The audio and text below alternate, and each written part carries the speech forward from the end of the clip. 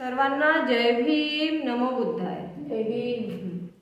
तर आज आपण बघणार आहोत सद्धम्म न जाणणाऱ्या मूर्खाचा संसार दीर्घ होतो.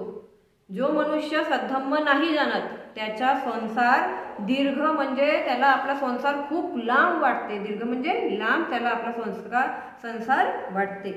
तर आजची आपली ही गोष्ट आहे एका व्यक्तीची गोष्ट. आपल्यासारख्याच एखाद्या व्यक्तीची आजची आपली ही गोष्ट आहे. तर गाथा क्रमांक 60 धम्मपदामध्ये म्हटलेली आहे. दिघा जागरतो रत्ती दिघं संतस्य योजनं दिघो बालानं संसारो सद्धम्मं अभिजानतं. ह्या गाथेचा अर्थ असा आहे, जागणाऱ्याला रात्र लांब वाटते. एखादा माणूस जागत राहिला तर त्याला रात्र लांब वाटते, असं वाटते त्याला दिवस कधी कधी उगवते. बरोबर. थकलेल्याला योजन लांब वाटते. आणि जो माणूस थकलेला राहते त्याला जर आपला घराला जायचं आहे, घर जवळही असेल परंतु तो खूप जास्ती थकला असेल तर त्याला आपला घर सुद्धा लांब वाटते. तशाच प्रमाणे सद्धम्म न जाणणाऱ्या मूर्खासाठी संसार फार लांब राहते. त्याचप्रमाणे जो व्यक्ती सद्धम्माला नाही जाणत त्याच्यासाठी हा संसार खूप लांब वाटते त्याला. श्रावस्ती येथील जेतवन विहारात विहरत असताना भगवान बुद्धांनी एका तरुणाला व कौशल नरेश प्रसेनजिताला उद्देशून ही गाथा म्हटलेली आहे. जेव्हा भगवान जेतवन विहारामध्ये राहत होते तेव्हा त्यांनी एक तरुण मुलगा होता त्याला आणि कौशल नरेश कौशल राज्याचा राजा होता प्रसेनजित, ह्या दोघांना उद्देशून भगवान बुद्धांनी ही गाथा म्हटलेली आहे. एकदा राजा प्रसेनजित शहरातून जात असताना त्याने एका स्त्रीला तिच्या घराच्या खिडकीतून बाहेर डोकावत असताना पाहिले. एकदा काय झाले, राजा प्रसेनजित आपल्या म्हणजे शहरातून जात होता राजा प्रसेनजित. तर शहरातून जात असताना त्याने एका स्त्रीला बघितले की ती स्त्री आपल्या घराच्या खिडकीतून बाहेर डोकावून बघत आहे व तो तिच्या प्रेमात पडला. आणि अशा प्रकारे तो राजा प्रसेनजित तिच्या प्रेमामध्ये पडला व तिला प्राप्त करण्याचे मार्ग शोधू लागला. आणि तो विचार करू लागला की मला हिला कसं काय प्राप्त करता येणार. तिला प्राप्त करण्याचे तो विचित्र मार्ग, वेगवेगळे मार्ग शोधू लागला. चौकशीनंतर असे आढळले की ती स्त्री विवाहित आहे. त्याने तिच्याबद्दल पूर्ण चौकशी सुद्धा केली की ती स्त्री विवाहित आहे की नाही आहे, काय करते काय नाही. तर चौकशी केल्यानंतर त्याला माहिती झाले की ती स्त्री विवाहित आहे, तिचे लग्न झालेले आहे. तेव्हा राजाने त्या स्त्रीच्या नवऱ्याला राजवाड्यात नोकरी दिली. आणि मग काय झालं, त्याला माहिती पडलं की ही स्त्री आता विवाहित आहे. तर त्या राजाने, राजा प्रसेनजिताने तिच्या नवऱ्याला आपल्या राजवाड्यामध्ये नोकरी दिली व त्याला अतिशय कठीण अशा कामावर त्याची नियुक्ती केली. आणि तिच्या नवऱ्याला खूप कठीण अशा कामावर त्याची नियुक्ती केली. त्याच्यावर खूप कठीण काम देण्यात आले. त्या नौकराला श्रावस्तीपासून 1 योजन दूर अशा ठिकाणी जाऊन तेथून कुमुदनी फुले, अरुणावती, लाल माती वगैरे आणण्याचे काम त्याच्यावर सोपवले होते.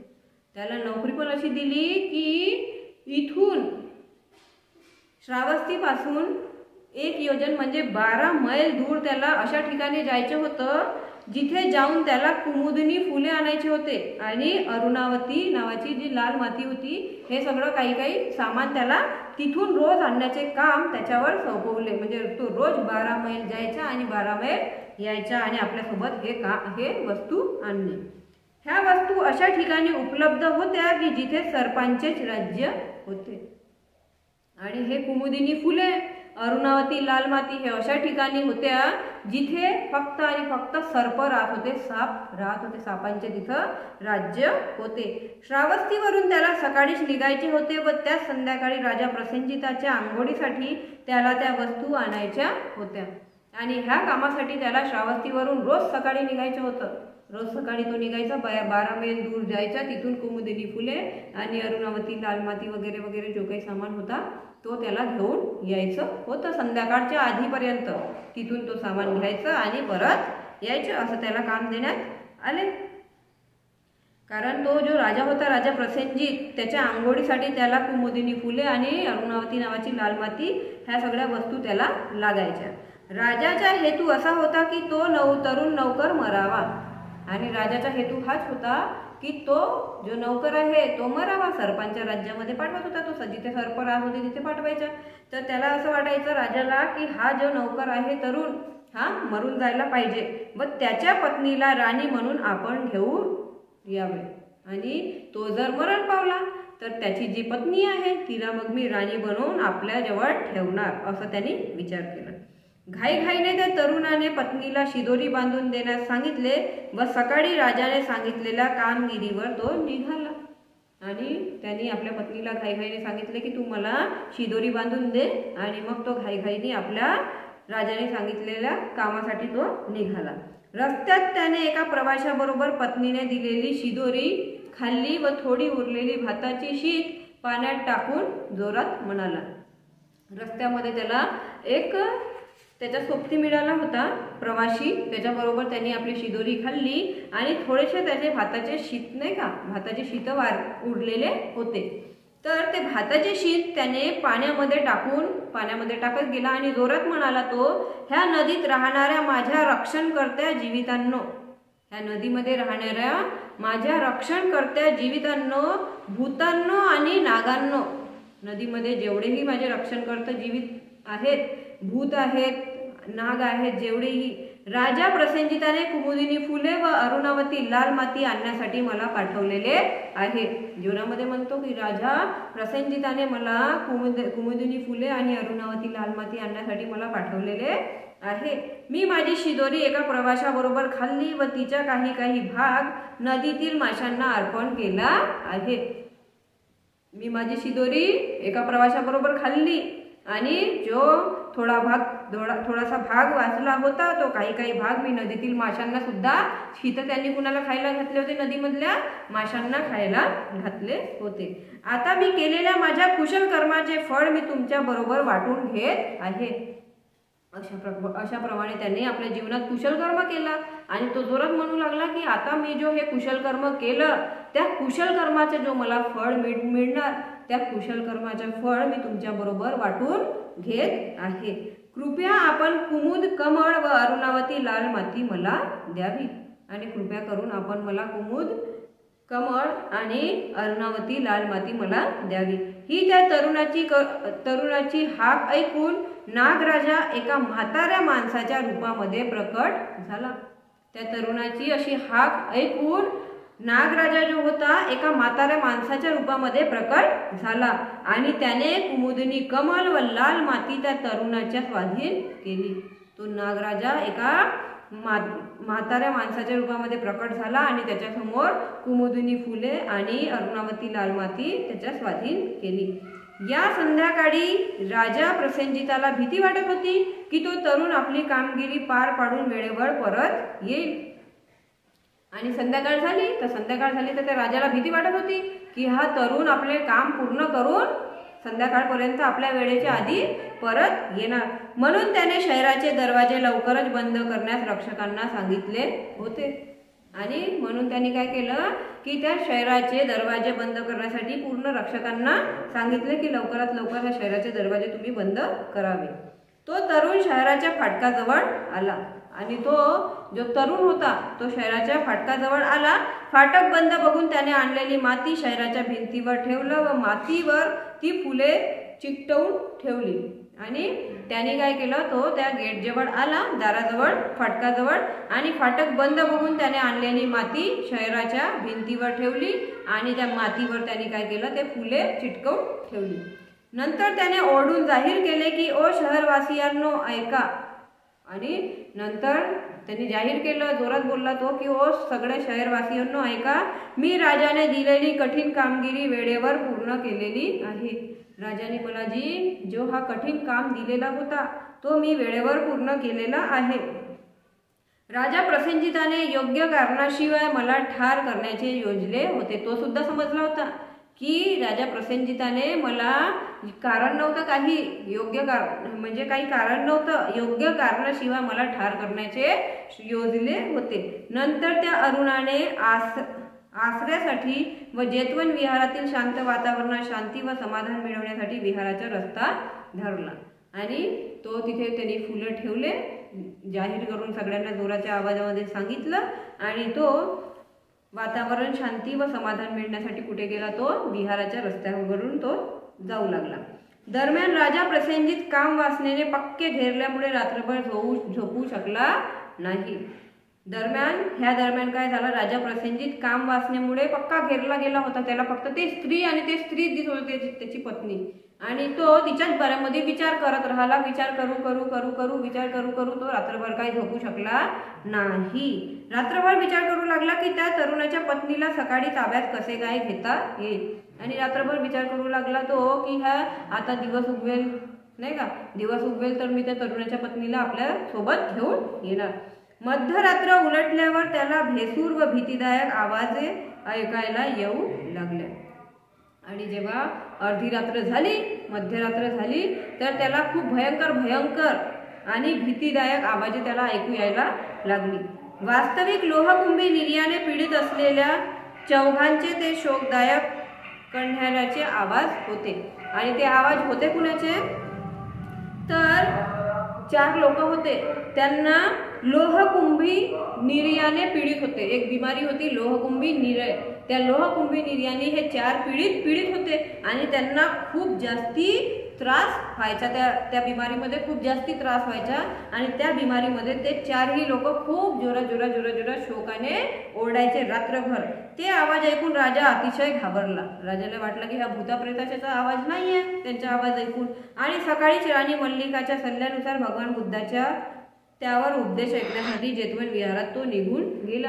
आणि राजा प्रसेनजिताने मग आपल्या सकाळ झाली तर आपल्या राणीला सांगितलं की माझ्यासोबत असं घडलं. तर ती मल्लिका जी राणी होती ती भगवान बुद्धांची खूप सेवा करायची. तर ती राणी मल्लिकाने सल्ला दिला की तुम्ही भगवान बुद्धांचं प्रवचन ऐकायला जा, तुमचं मन शांत वाटेल. तर तो भगवान बुद्धांचे उपदेश ऐकण्याकरिता जेतवन विहाराकडे जाऊ लागला. राजा प्रसेनजिताने मध्यरात्री ऐकलेल्या भयावह व शोकपूर्ण आवाजाचे वर्णन बुद्धांकडे केले.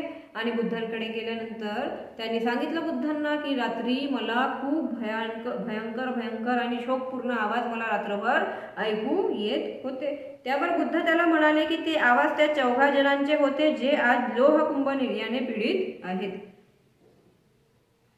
त्याच्यावर भगवान त्यांना सांगतात राजा प्रसेनजिताला की हे जे आवाज तू रात्री ऐकत होता ते कुणाचे नाही, तर ते जे 4 लोक होते ज्यांना लोहकुंभ निर्य बिमारी झाली होती, त्या बिमारीमुळे ते रात्रभर शोकाने ओरडत होते.